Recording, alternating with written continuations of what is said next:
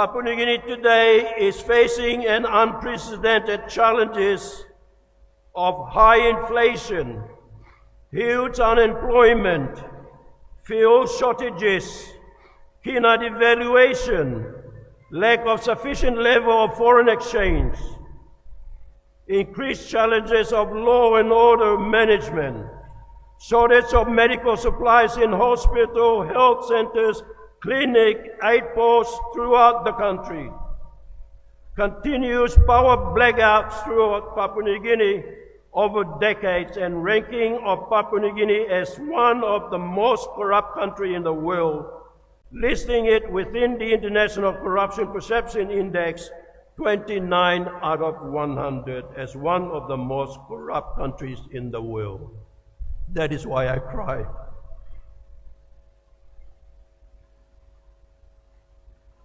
Ever since Papua New Guinea gained its independence 50 years ago,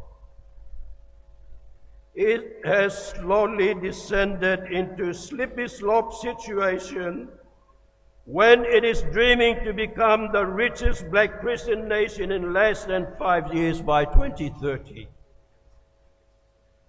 The present coverage and the services by the government departments had badly deteriorated progressively over the last 50 years.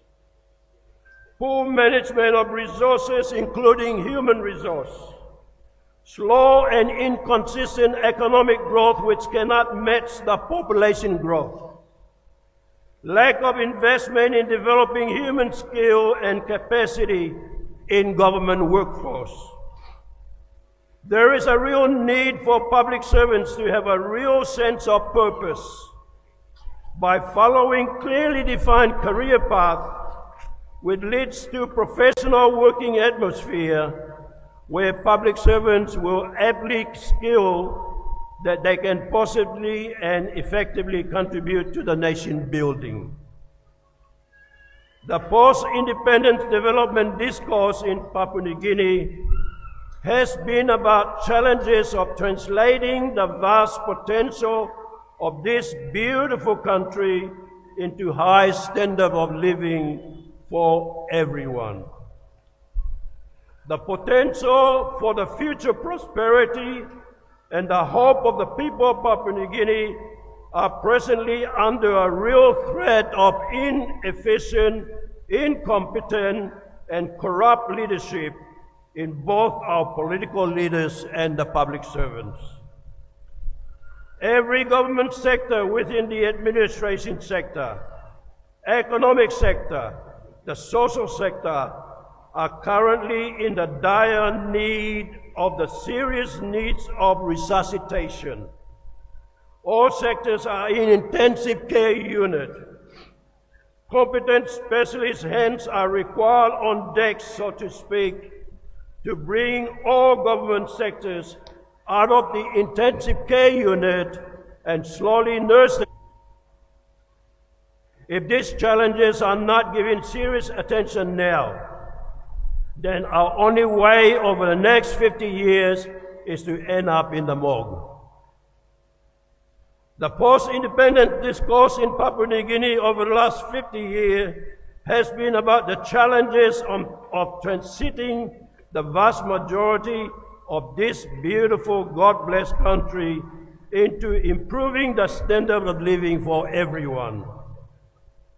The potential for the future prosperity and the hope of our people of this country are under a real threat of inefficient, incompetent, and corrupt leadership. Papua New Guinea, by comparison with many developing countries in our region and around the world, is exceptionally richly endowed with both renewable and non-renewable resources. However, since independence, we have not so far used the proceeds from this rich endowment to lay down strong building blocks for the sustainable future development of our children and our grandchildren. Governments after governments over the last 50 years have been making the same mistakes. These governments have been throwing huge amount of money just nilly-willy into various projects and have mistakenly hoping that money alone will salvage the entire development challenges. This, of course, will not happen, as is the sad case over the last 50 years, in which billions of kina has been squandered, leaving behind no visible, tangible building behind for our children and our grandchildren to cope with going into the future. It is not the absence of wealth that we are suffering from in Papua New Guinea, but clearly it is the absence of competent, effective leadership management of that wealth that we are suffering from. We must never allow ourselves to underestimate the linkage between good, competent, uncorruptible leadership and management and the well-being of our people. Good, uncorruptible leadership and management are not something that we can hold up as a vague notion or a distant goal. It is something that is essential. It is something that is non-negotiable. It is something that we must doggedly pursue regardless of personal costs, regardless of barriers, and regardless of setbacks, regardless of difficulties and frustration. For without good, uncorruptible leadership and management, our people will continue to suffer as they have been over the last 50 years. It says in the Bible, in the book of Proverbs, chapter 29, verse 2, and it is inscribed at the front pinnacle entrance into our Parliament House in Waigani, and I quote, "When the wicked rule, people suffer. When the just rule, people rejoice." End of quote. In foreign unproductive debts as we are presently doing, all our important physical infrastructure will not be properly maintained. Our capacity to provide the much needed basic services to the bulk of our people will be depleted. Without good and competent leadership, children will not receive the quality education they are entitled to. Fathers cannot find employment and cannot support their families. Without strong leadership and management, opportunity to grow our economy and attract foreign investment will be limited. Without strong leadership and management, we lose support of our development partners and we lose the confidence of our financial lenders. Without good leadership and management, we waste the very money that should be used to strengthen the infrastructure and program essential to achieve the aspiration of our people. According to the United Nations rating, Papua New Guinea ranks among the lowest or even worse in Human Development Index. Our child and maternal mortality rates remain very high. The very sad thing is that high mortality rates occur mainly from preventable diseases. Our life expectancy rate is low, around mid-60s. Our literacy rate is low, with many of our children lacking access to good quality education. Close to half of our population are living in stolid poverty. Basic government services have deteriorated to such a state that they can no longer provide the basic services that they are supposed to provide. Schools, aid posts, health centers, roads, bridges, airstreet maintenance, police and prison services, and general national and provincial administration have all but broken down. I see poorly educated children. I see seriously run down public buildings.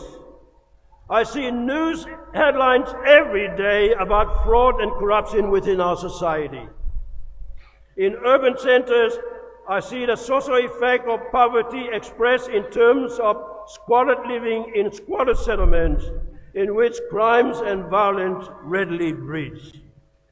So how can a nation of people so richly blessed with such wealth and natural resource suffer in the way so many of our people do as we are entering 50 years of our independence? Where is the wealth that we are so richly blessed with going to? Clearly, much of the people's natural wealth has not filtered into the people in terms of social services. It is not the absence of wealth in Papua New Guinea that we suffer, but again, it is the absence of competent leadership management of that wealth that we suffer. We must never allow ourselves to underestimate the linkages between good, competent leadership and the well-being of our country. Good, uncorruptible leadership management is not something we can hold up as some vague notion or a distant goal. It is something that is essential. It is something that we must doggedly pursue regardless of personal cost. So to me, good, unaccountable leadership and management is not an option. It is absolutely a necessity we must ardently pursue. Our founding fathers 50 years ago have searched high and low. They have searched domestically and they have searched internationally. They have searched in the oracles of our ancestors, and they have searched in the chronicles of the established nations to establish the best way forward for Papua New Guinea so that they can give their all for. Our founding fathers also wanted people of Papua New Guinea to be holistically strong, to be equal and fully participating in our nation's development, to be proud and patriotic in their national identity, to be self-reliant, to be environmentally conscious, to be respectful, to be appreciative, and wherever possible to adopt Papua New Guinea ways and incorporate them into modern ways. The visions were incorporated into Papua New Guinea's constitution, which then gave a legal framework for the birth of a new nation to be known as Papua New Guinea. The Constitutional Committee recommendations were incorporated into national goals and directive principles, which were mostly aspirational. That was then their vision.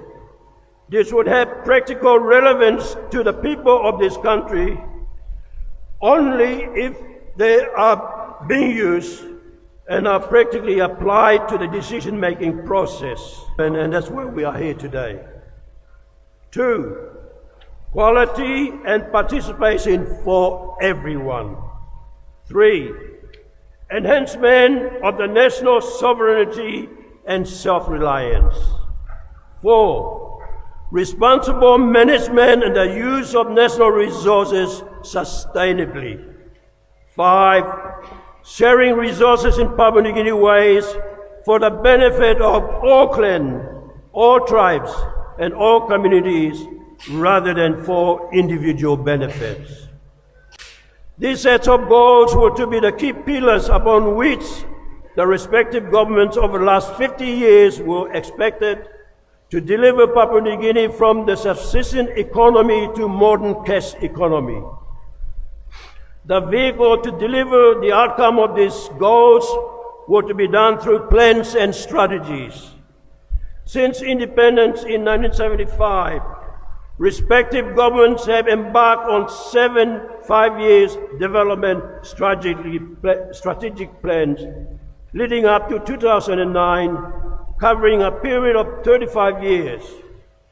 In my entire 20 years in Parliament, I have never seen or heard any reports from any planning ministers to Cabinet or to Parliament as to what has been achieved by those plans. In 2009, Grand Chief, the late Sir Michael Somare, launched Development Strategic Plan 2010-2030 leading to Vision 2050. The aim was to facilitate entrepreneurial enterprises in both. 15 years of this plan has already gone past, with 5 years remaining, and no one in government has provided any statistics to show us that we have achieved our planned target of creating 2 million jobs by 2030. Secondly, the National Strategic Development Plan 2010-2030 was to set up those necessary building foundations to ensure that by 2050 Papua New Guinea will be smart, will be wise, will be fair, and will be a happy society.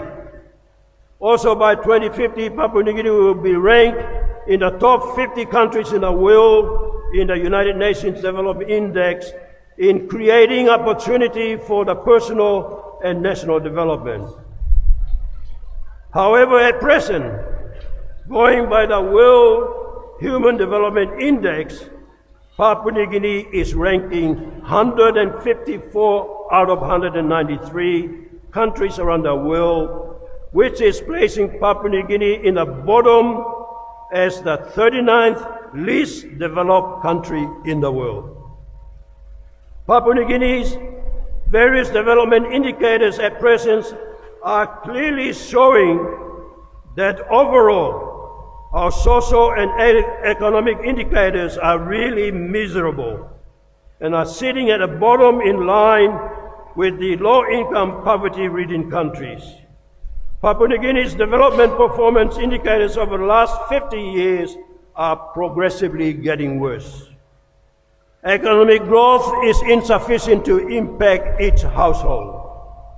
Poor performance on social indicators compared with other Pacific Island countries. Absence of quality planning data and monitoring framework to accurately measure planning's outcomes. Development plans not resourced and not well implemented. Lack of discipline in overspending, unproductive spending, and not adhering to planned priorities. Relying too much on unrenewable resources. Poor governance and corruption hampering Papua New Guinea's development, which is leading to very serious disciplines in basic government services. The present coverage and service by the government departments has badly deteriorated progressively over the last 50 years. Poor management of resources, including human resources, slow and inconsistent economic growth, and the lack of targeted investment in developing human skills and capacity in the government workforce.